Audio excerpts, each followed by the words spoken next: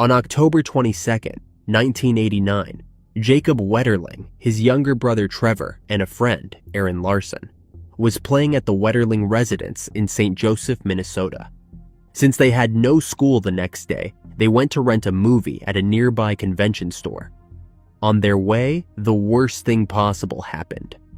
A masked man with a revolver stopped in front of them. He ordered them to throw their bikes in a ditch and lie face down on the ground. He proceeded to ask each boy's age.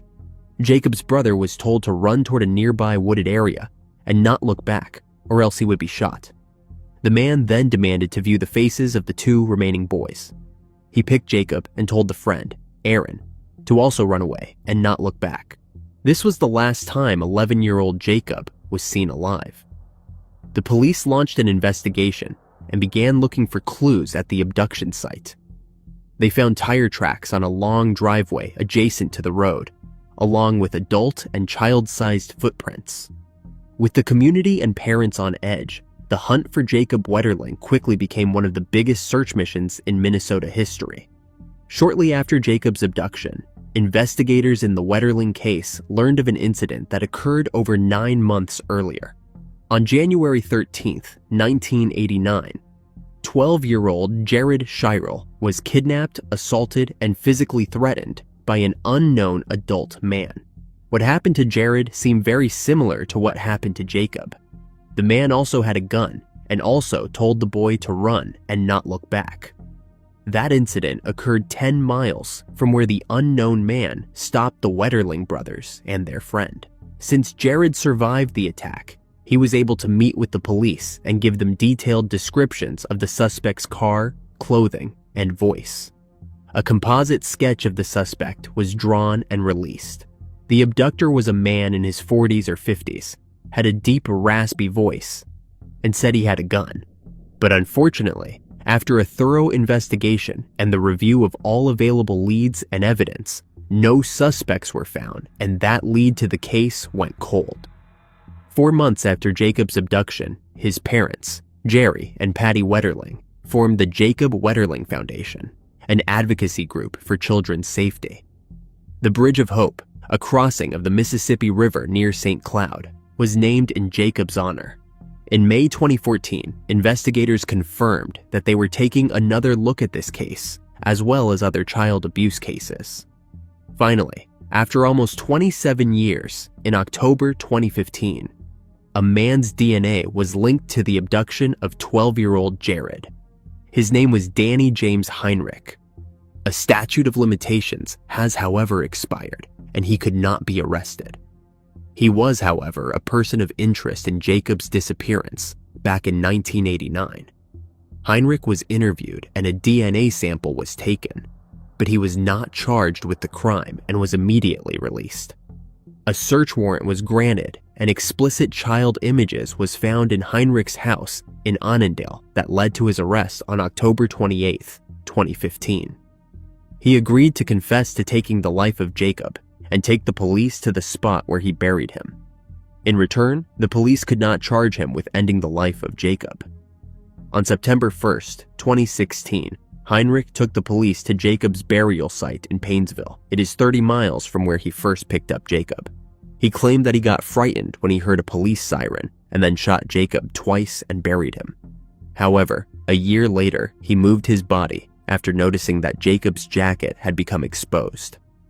On September 3rd, the Wetterling family announced that the bones from the burial site were those of Jacob, and local law enforcement stated that the identity of the bones had been confirmed by dental records.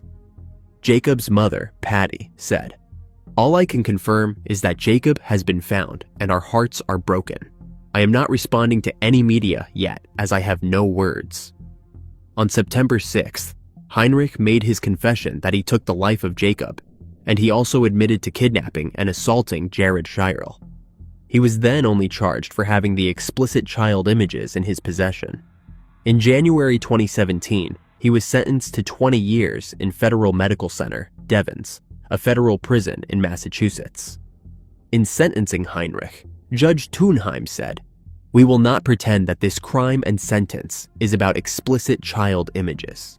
It is also about changing the lives of so many children and parents who prayed for Jacob's return and also feared you coming out of the dark. Every child knows the story of Jacob Wetterling. You stole the innocence of children in small towns, in the cities of Minnesota and beyond. Shocking information was discovered during the investigation. Both Heinrich and his brother were abused by a man then dating their mother. The man, Dwayne Hart, is a convicted offender since 1993. He was convicted of assaulting 4 boys in central Minnesota. Hart was also important to Jared Charles' case. When, as an adult, Jared began investigating his own case, Hart's name came up. Jared wanted to talk to him behind bars, to hear his voice, in an effort to eliminate him as a possible suspect in his case. He said he was not allowed to talk with Hart, but now it is known that Hart was not the guilty party in Jared's case. Although Heinrich could be released in 17 years from the start of his prison sentence, Judge Thunheim told him that it was unlikely, as this crime is so heinous, so brutal and awful, that it is unlikely society will ever let you go free. Christy Mirack was born on November 3, 1967. She always had a dream of becoming a teacher. In 1992, when she was 25 years old, she lived in Lancaster, Pennsylvania, and achieved her dream of becoming a teacher at Rohrerstown Elementary School. On December 20th of that same year, she was busy wrapping books for the children. Christy wanted every child to get their own gift.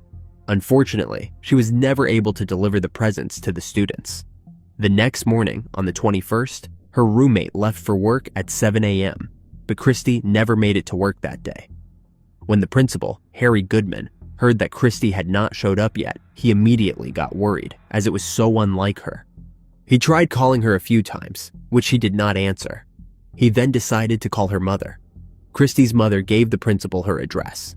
He thought she just had a flat tire, and he got into his car to assist her. He arrived at her apartment, saw her car, and found her front door cracked open, which was strange. He called for her, but she did not respond. He then entered her apartment and found her lifeless body in the living room. She had been beaten, strangled, and assaulted. When Christy's family finally reached the principal again, a police officer answered the phone.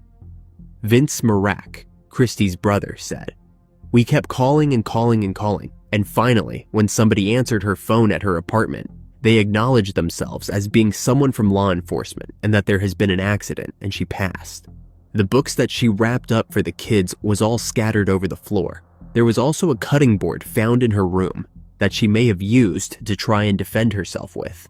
2 neighbors in the housing community told the police that they were walking near Christy's home that morning and heard a high-pitched, unexpected scream from the home between 7:10 and 7:20 a.m. So, the crime took place within a roughly 45-minute window between when Christy's roommate left for work at 7 a.m. and when Christy usually left for work around 7:45 a.m. The investigators believed that the perpetrator had been watching Christy or was someone who knew her schedule. The day after her funeral, a man arrived at the school she worked at with flowers. He asked to see Christy. He said that he was a friend who just came to say hello. The school staff phoned the police since they found this very strange. This man ended up being Christy's secret boyfriend, and he was 20 years older than her. He was quickly cleared as a suspect. His DNA did not match the DNA that was found at the crime scene. The case unfortunately went cold. In 2007, 15 years after Christy's demise, her brother leased a billboard next to the highway in Lancaster, hoping to keep her case alive. He said, "It generated a lot of things, but there was nothing. Never anything that was concrete enough."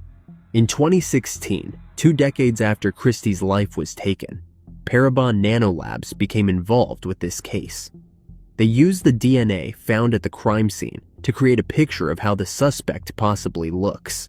C.C. Moore also got involved, and together with Parabon Nanolabs, matched the DNA with family members of the perpetrator. She then started building out the family tree. She said, "I built back to great-grandparents of each of the second cousins, and then I started building forward. I flipped that tree upside down. do what I call reverse genealogy. I am building forward in time, trying to find the right person and the right place, with the right ancestral mix to be the subject. Moore narrowed her search down to a target family in Lancaster of Northern European descent. She also noticed that the suspect also had some Puerto Rican heritage. From there, she began searching for newspaper articles from the Lancaster area that might contain any information on any of these family members. Moore said, "I started digging into newspaper archives, and I finally came across an engagement announcement for a man who was the son of a woman from that target family, and he was carrying her maiden name. However, it listed his father, who had a Latin American name, and I thought, now we are getting close." She added, "There was an online magazine that had an interview with him, and it talked about how he loved to cook Puerto Rican food because he was half Puerto Rican, and then I knew this was the guy." The police held a press conference to announce that they believe that they have found the man that they have been looking for. On June 25th, 2018, Raymond Charles Rowe was arrested at his home. He was charged with 1 count of criminal slaying and was not eligible for parole. Investigators obtained DNA from Rowe, from chewing gum and a water bottle Rowe used while working as a DJ at an event at Smoketown Elementary School. Rowe was a DJ known as DJ Freeze. He is a father and often attended church. In January 2019, at his hearing, Patricia Spotts, Rowe's defense lawyer, said, "He has told us that he did it. The person standing beside me has admitted his guilt. He pleaded guilty in exchange for a sentence of life, without the possibility of parole, with a consecutive prison term of 60 to 120 years. When he entered his guilty plea, Rowe did not explain why he ended the life of Christy, and her friends and family may never know the truth about his motives. He turned and apologized to Christy's family, including her father, who was overwhelmed and kept his head bowed. Rowe told the Mirack family, "I cannot imagine what you are going through. I apologize." He is currently being held in the Pennsylvania State Correctional Institution at Waymart, but is trying to get a new trial. On August 26, 2021, he took the stand and claimed that he lied during his original guilty plea, and that he and Christy had a relationship. He said that they were intimate on the day of her slaying, but that someone else took her life. In April 2023, the Superior Court of Pennsylvania affirmed the denial of Rowe's motion to have additional evidence tested for touch DNA. April Tinsley was born on March 18, 1980, in Fort Wayne, Indiana. She was really sweet and loving. On April 1, 1988, she asked her mother if she could go to a friend's house. April's mother, Janet, said, "Yes, of course. Just be back before 3:30 p.m. When it was 4 p.m. and April has not returned yet, her mother called the friend's mother. She told her that the two of them were playing in a playground. They left the playground at around 3 p.m. Nicole then wanted to go to another friend's house. On the way, April realized she forgot her umbrella at the friend's house, so then the two of them split up at the park. April never made it to the house to retrieve the umbrella. A few friends and family members tried to find April, but when they could not find her, they called the police. April was wearing a blue turtleneck sweater, a pink and red jacket, light blue pants with 3 hearts on the left leg, and purple shoes.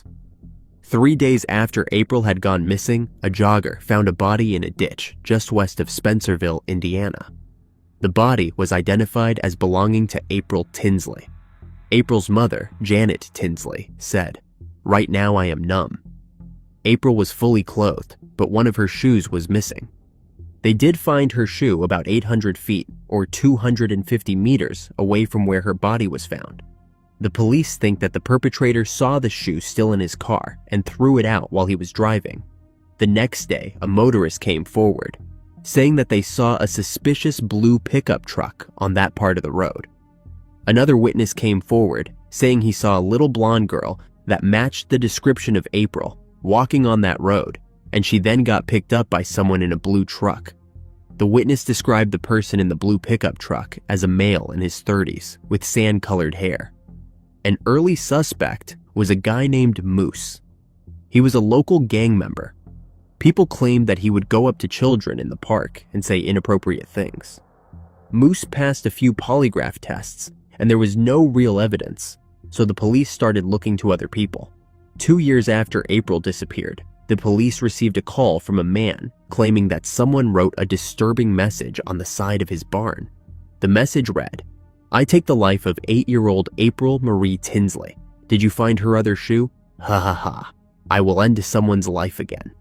They noted a lot of errors in the message, and the police believed that the person who wrote it tried to look dumber than they really are. In 2004, a little girl about the same age as April was received a note. The note read, "Hi honey, I've been watching you. I am the same person that kidnapped, assaulted, and took the life of April Tinsley. Here is a present for you. You are my next victim." There were 2 other messages received by 2 other girls as well. The other note read, "Hi honey, I've been watching you. I am the same person that kidnapped and assaulted and took the life of April Tinsley. You are my next victim.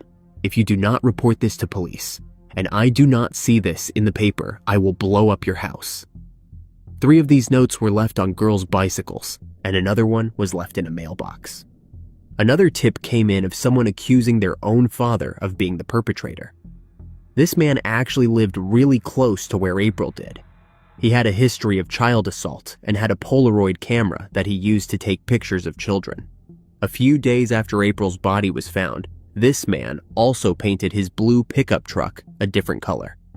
In his home, the police found a notebook and matched the notes the unknown man sent to all the girls, and also the aforementioned Polaroid camera.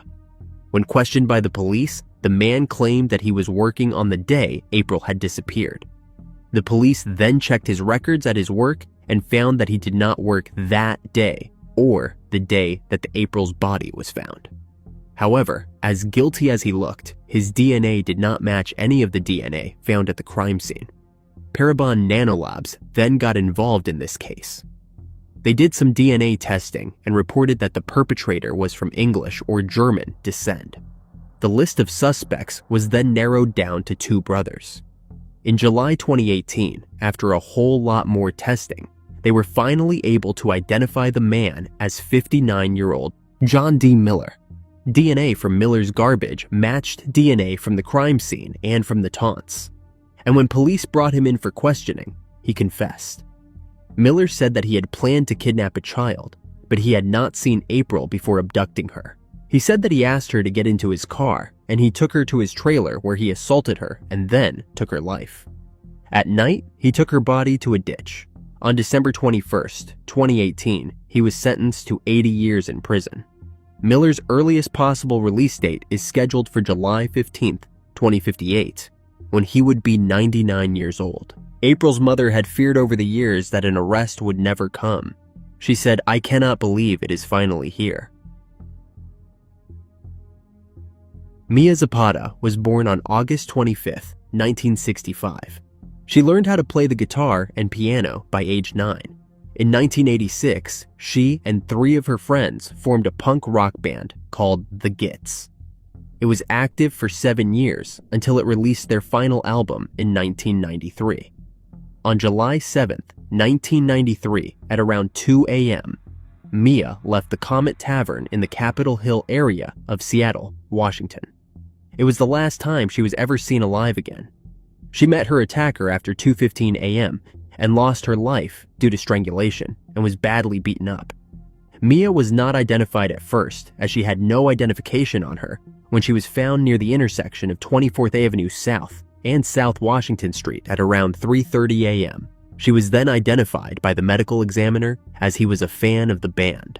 The Seattle music community, including some of its most famous bands, Nirvana, Pearl Jam, and Soundgarden, helped raise $70,000 to hire a private investigator for 3 years.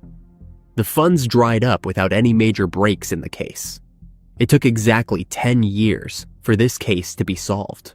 In 2003, Florida fisherman Jesus Mezquia was arrested in connection with this case. DNA evidence was used to tie him to the case. A DNA profile was extracted from saliva found on Mia's body back in 1993. Original testing done in 2001 failed to generate a match. But Mesquia's DNA was entered into a national database after he was arrested in Florida for burglary and domestic abuse in 2002. He had a history of violence toward women, including domestic abuse, burglary, assault, and battery. Mesquia never testified in his own defense and still maintained his innocence. The theory is that he left the bar and followed Mia for a short distance before he attacked. Her headset covered her ears, so she would be unaware of any danger, until he grabbed her and dragged her to his car, where he assaulted her in the back seat. Mesquia was convicted in 2004 and initially sentenced to 37 years, which he appealed. He was then sentenced to 36 years, as he has been in prison since January 2003. Donna Zapata, Mia's mother, said, "I was beginning to feel pessimistic. I did not think anything would come of it. He is off the streets. He cannot do this to someone else." She added, "We all feel cheated that we did not get to know a 40-year-old Mia. She was totally interesting and funny. A person with no pretense." On January 21st, 2021, Mesquia passed away in a Washington hospital at the age of 66. Wendy von Huben was born on February 17, 1981, in Kankakee, Illinois. In 1995, she and her parents moved to Woodstock, Illinois. In December 1996, she began dating 19-year-old Jesse Howell. Jesse had recently moved into his own place. On February 22, 1997, Wendy told her parents that she was going to stay over at a friend's house. Her plan, however, was to run away with Jesse after he promised to take her around the world. When Wendy did not come home the next day, her parents reported her as missing. They soon learned that Wendy had not gone to school for the last week. Wendy and Jesse went on their journey with another couple. The four of them slept in a car each night. They ended up in Florida, where they parted ways with the other couple. It was also around this time when Wendy and Jesse ran out of money. The two of them started living under bridges and eventually made their way to a homeless shelter. From the homeless shelter, Wendy phoned her parents and asked for $200 for a bus ticket back home for her and Jesse. A few days later, Jesse called his parents from a nearby truck stop. He said that they were on their way home. They picked up the money sent to them by Wendy's parents. However, Jesse and Wendy never made it back home. On March 23rd, Jesse's body was discovered near the railroad tracks in Marion County, Florida. He was struck from behind. There was still money in his pocket, so the police believed that robbery was not the motive. After hearing the news, Wendy's parents and the police distributed thousands of missing persons flyers. A lead emerged from two homeless men from Jacksonville. They had seen a person resembling Wendy who was with a man named Bob. The police finally identified this Bob as Bobby Ray Taylor. They noted that he is not a suspect, but they did want to question him. A couple of weeks later, in June, Wendy's parents received a call. A woman on the other end called out, "It is me, Wendy," and then hung up. Later in the evening, they received another call from the woman claiming to be Wendy. She told her father that she was at a gas station. The call was so short that her father was not even sure that it really was Wendy. They followed up on the lead nevertheless. The police were able to track the payphone to a Phillips 66. They then viewed the surveillance footage and saw Wendy. In April 1998, the police found Bobby Ray Taylor and they interviewed him and came to the conclusion that he had no involvement in the case. In July 2000, Angel Resendiz confessed to ending the lives of Wendy and Jesse. He is known as the railroad perpetrator, as most of his crimes were committed near railroads, where he had jumped off the trains which he was using to travel around. He is a suspect in as many as 23 slayings. He claimed that he struck Jesse and strangled Wendy 8 hours later. His motive for their slayings was his assumption of Wendy and Jesse being anti-Christians. Resendiz led the police to Wendy's remains only 15 miles from where Jesse was found. The police believes that the person who phoned Wendy's parents was just a prankster. On June 27, 2006, Resendiz was executed in the Huntsville unit in Huntsville, Texas, by lethal injection.